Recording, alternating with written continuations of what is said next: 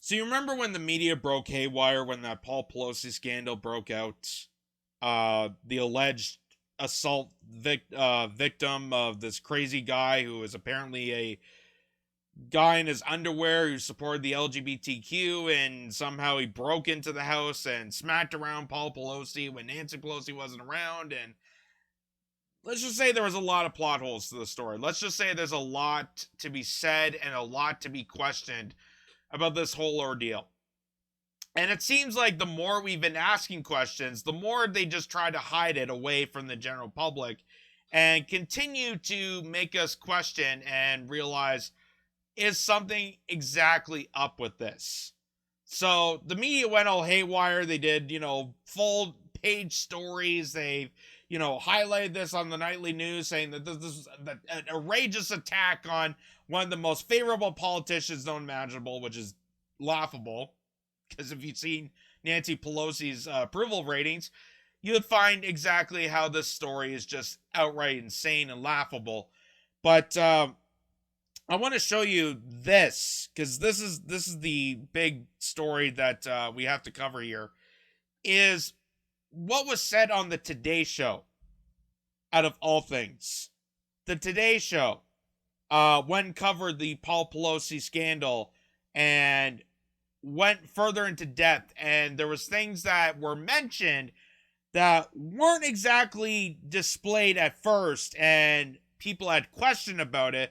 But this guy here, who's the NBC reporter, is going to tell us something that seems like we knew, but now it's out in the open. And we'll see how well the network likes it. So take a listen.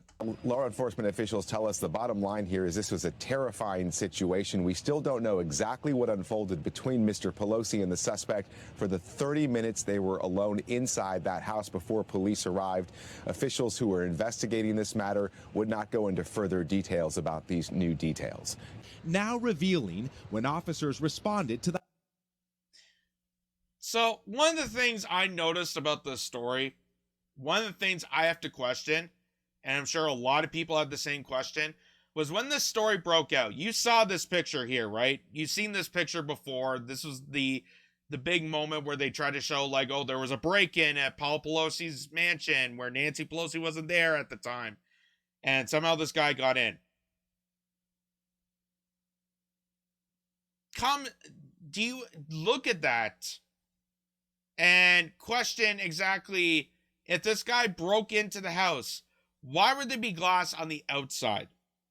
If this guy is breaking in to a house, breaking in through the window, logically, the glass would be on the inside.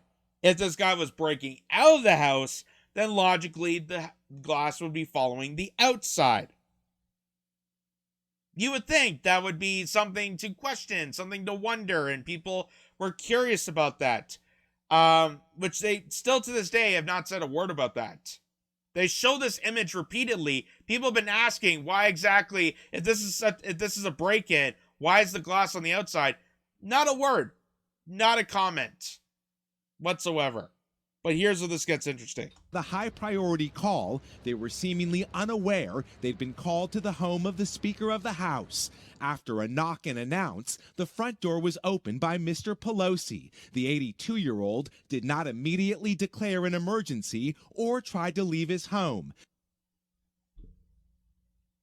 So, you call the police saying that there's a break-in, and this guy somehow has a hammer and could do menacing things to you, including hit you and assault you, but police don't show up in time, and then you go to open the door and let them in calmly like you're inviting them for dinner.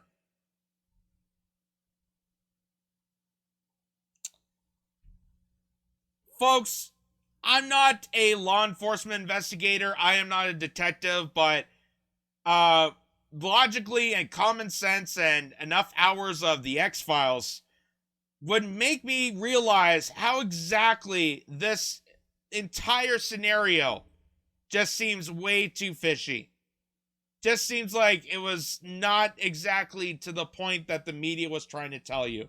It sounds like something was fabricated to make you believe that there was a deranged person there, and something, and now we're finding out the truth. But there's more to this. But instead began walking several feet back into the foyer toward the assailant and away from police. So there's another point to bring up. If you're in immediate danger, why would you, first of all, you open the door for the cops, you let them in calmly. You don't tell them it's an emergency, you don't tell them that you're in danger, you don't tell them that you critically need help. And then you go back towards the assaulter. You go towards back towards the maniac. Again, it doesn't take rocket science to figure out exactly how this does not make sense, how none of this is adding up, and how it's very suspicious that we're finding little tidbits of information that doesn't add to the original story. And also the fact that they've covered this investigation up almost in persona of, you know, the Seth Rich scandal, which apparently you can't really bring up, but that's as far as I'm going to go to bring that up. It's unclear if the 82-year-old was already injured or what his mental state was, say sources. According to court documents, when the officer asked what was going on, defendant smiled and said everything's good. But instantaneously, a struggle ensued as police clearly saw David DePape strike Paul Pelosi in the head with a hammer. After tackling the suspect, officers rushed to Mr. Pelosi, who was lying in a pool of blood. What we do know is There's another point. It takes a bit of a while to make a pool of blood from one hit of a hammer. You know, just scientifically, you think of the physics. You know, a hammer, a common hammer, probably like yay big, hits you on the side of the head. It would have to do reprehensible damage for you to be in a pool of blood, and cops coming up to you. Like, again, things are not adding up. Things are not making sense of all this. So this is why people have been questioning.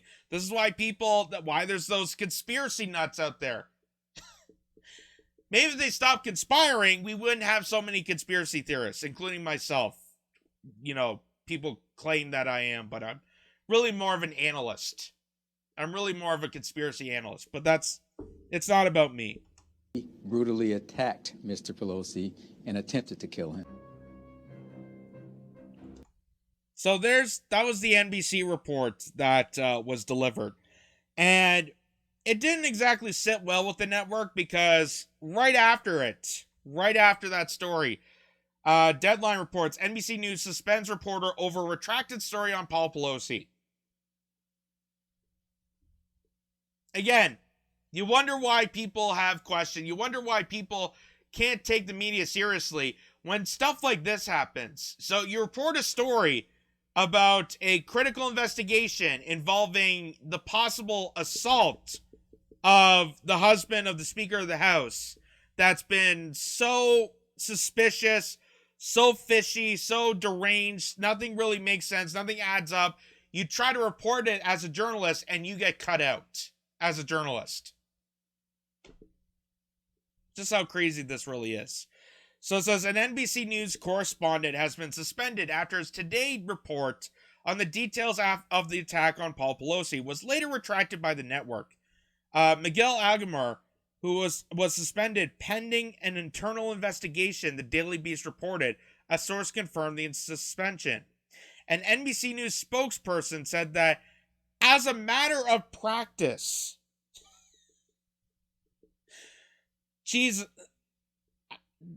I gotta say that again. An NBC News spokesperson said that as a matter of practice, we do not generally comment on personnel matters. Give me a break. Give me a freaking break. And Algamart did not respond to a comment request for comment. The report, which aired on November 4th on Today, was on Pelosi's return home from the hospital after he was struck with a hammer by an assailant in his home last week. Algamart reported that Paul Pelosi, the husband of House Speaker Nancy Pelosi, answered the door for police responding to a 911 call, but the officers were seemingly unaware they had been called to the home of the Speaker of the House.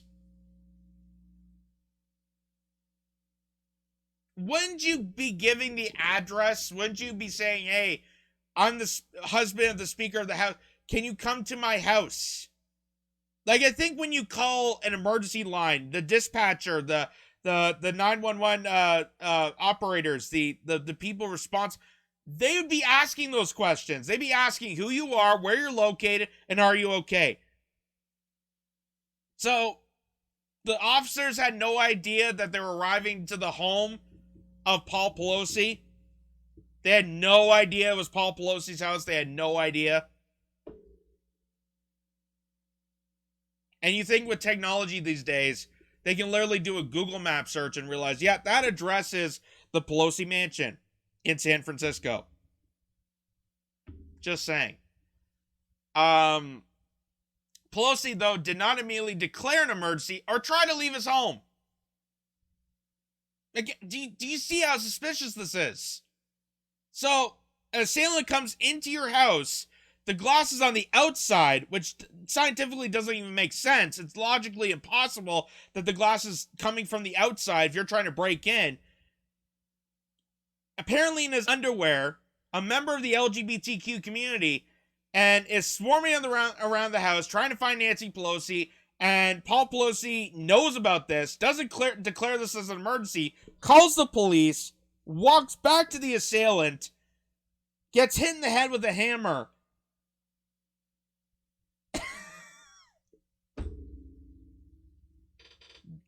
Like, if this was an episode of Law and Order, people at home watching it would find this ridiculous. And they're finding this ridiculous right now.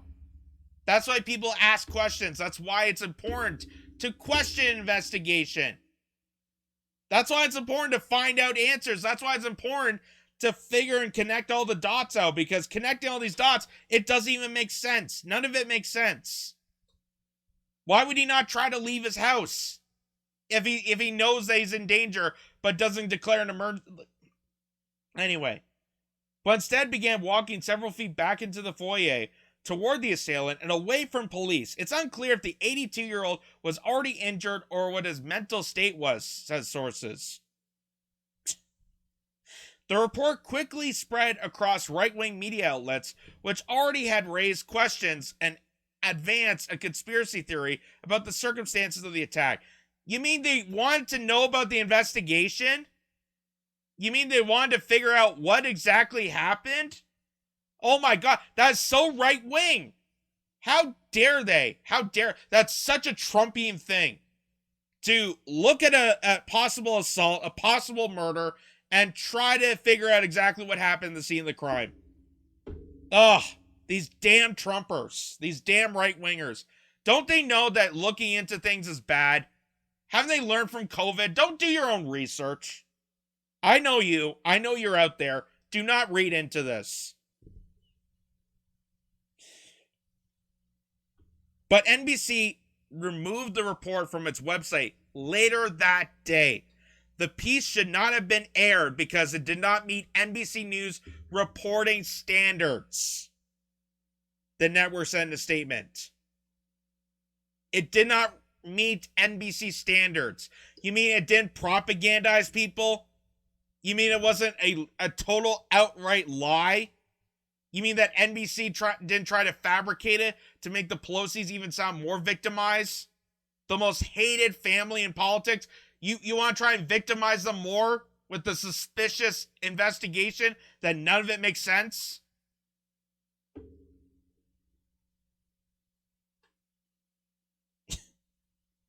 Utterly ridiculous. Utterly ridiculous. So then this goes into here. And I pulled this up. So there's tweet here from Judicial Watch. They did a thread about this. And this is what's also making this suspicious. And this is why, again, if they want to stop conspiracy theorists, they better stop conspiring. Because this is how they're conspiring this entire investigation. They're trying to, hide this under the rug and make this even worse than it is. And it says, breaking, the San Francisco District Attorney refused to provide documents and video of the police activity at the home of Paul Pelosi, husband and Speaker of the House, where David Wayne DuPay was arrested following alleged assault on October 28, 2022. So, the San Francisco District Attorney refusing to release evidence of this investigation. That is something to note, folks. That is something to note. Very, very kind of Seth Ritchie in a way. That they will make this entire orchestration. They will say that this assault or this attack or something happened, have something devastating happen, but then don't look into it. Then we don't find out the evidence. We don't find out the claims. We don't find out what exactly happened at the scene of the crime. And it makes this even worse. So then they say, among the items the district attorney, Brooke Jenkins, refused to release are a recording of Paul Pelosi's 911 call and police officers' body cam footage. Isn't that interesting? Isn't that interesting? Considering the amount of body cam footage we get from police doing traffic stops and body cam footage of, police going to, random citizens' homes, but they don't have it for a political figure or the husband of a political figure. They don't have it for this particular case that has made such mainstream attention that nobody's bothered to question it. No journalist is willing to hold account for this. You think NBC News would want to pick this up? You think it'd be better journalism for them. But apparently journalism is not part of their practice. It's not part of their standards to actually be critical. It's not part of their standards to actually have good journalism, good ethics. And that's why they fired the last the person that made good points. So then it goes into this. There is a significant public interest in the terrible attack on Paul Pelosi, and it is odd that the local authorities are withholding basic information about the incident. And you wonder why people are asking questions? You wonder why there's such public interest? Maybe it's because you will not tell us exactly what happened, which makes people curious, which makes people ponder, which makes people suspicious of the whole ordeal. That's kind of why people are suspicious. That's why I'm suspicious. Because if there was an attack, why are you not releasing data and evidence to get this guy into jail? Like, don't you want justice for Paul Pelosi? Don't you want justice for the said victim in the charade, in the scenario? Don't you want justice for him? Because it really doesn't make sense. How are they going to arrest this person if they don't even know what exactly happened at the scene of the crime? Or maybe this guy doesn't even exist.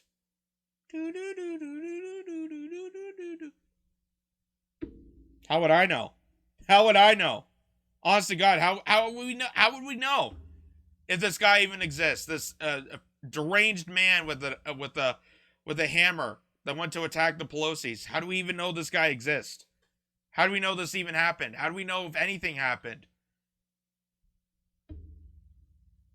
It's just so damn suspicious that, of course, people are going to question it. Of course, people are going to look into this. And the more people look into this, the more they're trying to hide it away. And the more it makes it more suspicious. And it's just so bizarre. It's so sinister. And the fact that the one journalist that made critical points about this investigation, critical points about the situation, is the one that gets suspended. The one that gets suspended for doing actual journalism. Which kind of just reveals what NBC really stands for. It kind of just reveals the practices of the NBC news department, what their values are. Because it's not journalism, it's not critiquing, it's not value of information for the general public. I mean, they're the ones spreading the most misinformation. They're the ones that are spreading deranged stories to sell you propaganda, to sell you the most insanity. As they say, the biggest perpetrators of misinformation and selling you the most bizarre stories is the government and the media that's parroting the government. So, there you go. We don't know what's going to happen.